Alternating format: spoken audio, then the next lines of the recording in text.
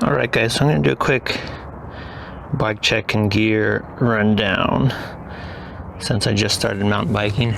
So this is a 2015 Scott Aspect 750 with 27.5 wheels in a size large. It's reported at 31.5 pounds and it retails for about 600. I think if you bought the modern 2020 version it would be 600, and I got it used for 220.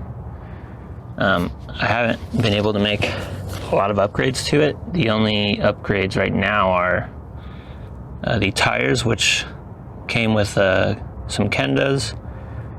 The previous owner actually upgraded them to WTB Nanos in 2.1, so they're still pretty narrow, and they got some life left in them, but I want to upgrade to at least 2.2 with 2.3 in the front, or just keep going up and up to like 2.4s. Also, the stock Well-Go pedals have been, I swapped those for some basic BMX pedals that aren't very good, but they were obviously better than the stock ones. And I'll be looking to get some decent nylon ones with metal pins in the future. Also, future upgrade is my stem, which I was cleaning my bike. I just found out, I think it's a 90mm stem. So this bike is clearly a cross-country sort of geometry designed bike. And I'm riding a bit more all around stuff, and even doing some jumping as I find jumps here in Los Angeles. So I'm gonna get a shorter stem, probably literally half of that reach, something like 45. But yeah, that sort of roadie stem feels way too long for me. The geometry on the bike, it has a 68 head tube and a 74 seat angle. So pretty standard hardtail cross-country-esque geometry. Seat tubes are starting to creep up and up more to 75 these days. And then for the more trail-styled bikes, they're just creeping down slacker and slacker to like 67 all the way down to 64. And then if you get to the enduro downhill categories, it's even lower. Another thing I'm considering, but I just don't want to do it to get away, but I feel like I have to do it to get away, is making it a 1x. So getting rid of the 3 chain rings in front and getting rid of that whole cable lever on that side of the bike, just to clean things up. But I've been riding my bike kind of XC, so I've actually been using my full range, so not something I'm going to do today. And the back is only, what do I have in the back? 8, a range of 8 gears. It's a decent range for an entry-level bike, but if I make that 1x, it's not going to be perfectly efficient. Going tubeless obviously would be nice. Or when, or if, basically when I replace the tires, I will be trying to go tubeless. But yeah, that'll be expensive. Future upgrade. I haven't had too much problem here in SoCal. I had problems initially, but I kind of got it locked down now. I got some rim strips because we have, how do you call them, the goat heads? The horrible bush? We have those. I've gotten nabbed by those before, so I got rim strip. I got an extra thick tube in the back because my back is taking a lot more pressure, being that it has no suspension. So yeah, it's gone twice, and now we're good. So and then grips. So these grips are like the Scott knockoffs of Ergon GA2s, basically. They're not lock-on, as you can see. So I'm in SoCal, there's no rain, it's not gonna get wet here. I mean, I'm literally filming this in late December, or mid-December maybe. So I might just put normal BMX grips on, because that's what I'm used to. And that's what I'd like.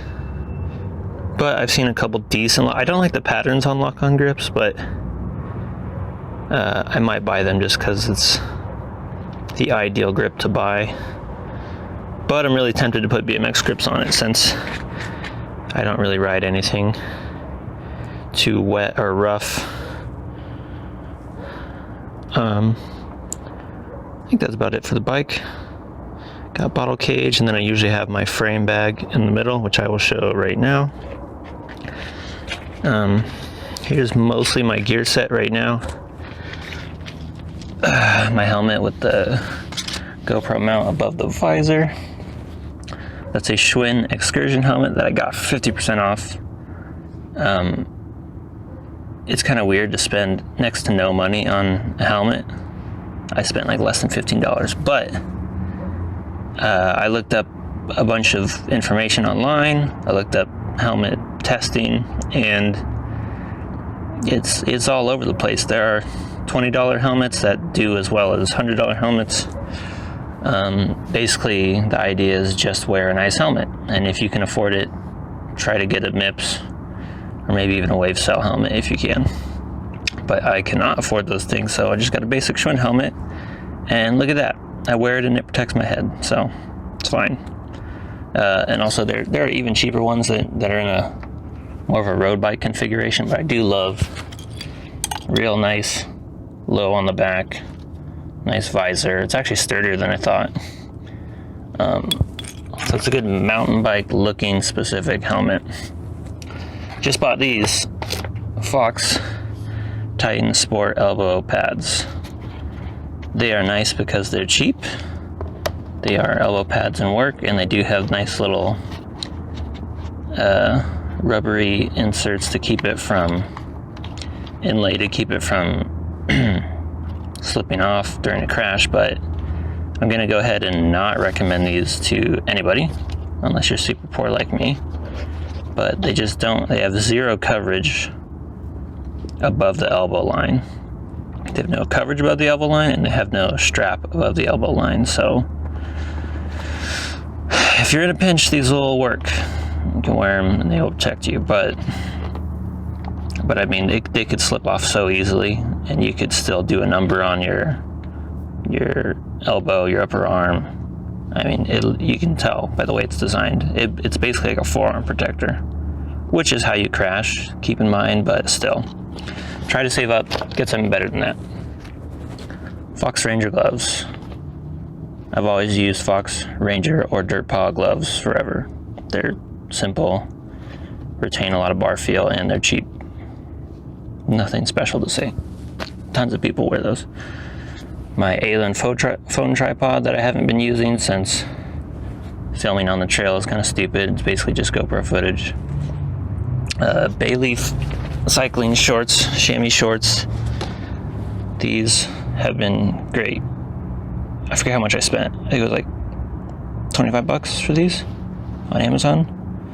The best part about them, I should have flipped them inside out. You can almost see it. There's an inlay. That's a pocket.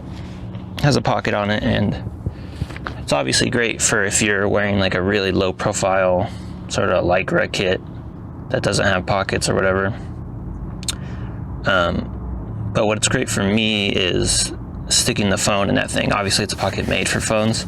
It's so secure. My phone has taken quite a bit of abuse and tumbles while riding, so that thing's been a lifesaver for me. Basic tire levers from Continental. The mini pump from Burbrelli on Amazon. This is another one where, like the elbow pads, does it work? Yes, it works. It works, and I appreciate it, and it's cheap, and it's really small. But honestly, guys, save up and either get a little bit bigger and sturdier mini pump, or just save all the way up and get a CO2 cartridge. Because this thing, I mean, maybe if you're running really low air pressure, or maybe if like a road biker and it's easier to pump up, but if you have some large mountain bike tires, tubes, and need to get some air into those things, you're just gonna wear yourself out pumping that thing up. And here's my frame bag. Does this even say the name on it? It does not. I'll link it in the description. I like this one because it's a bit longer. You can see the way the dimensions are. The other ones I were looking at were like an even triangle, even length and height, and this one has a little bit more length, which obviously gives you more space, but that's not the important thing. The important thing is more leverage when you strap it down to your frame. It's covering more of it, and it makes it a bit more secure. And this one's real nice. It's still thin, and it has this, which is cool. The way I've been using this lately is, since I get lost so much in all my videos, if you've watched any, is I just write down the directions on a piece of paper and throw it in here, so I can easily access it while riding. For those of you wondering, how do you get lost so much? You have a phone that you're recording on right now. Just use your phone. I don't have data. I'm poor. I don't have service.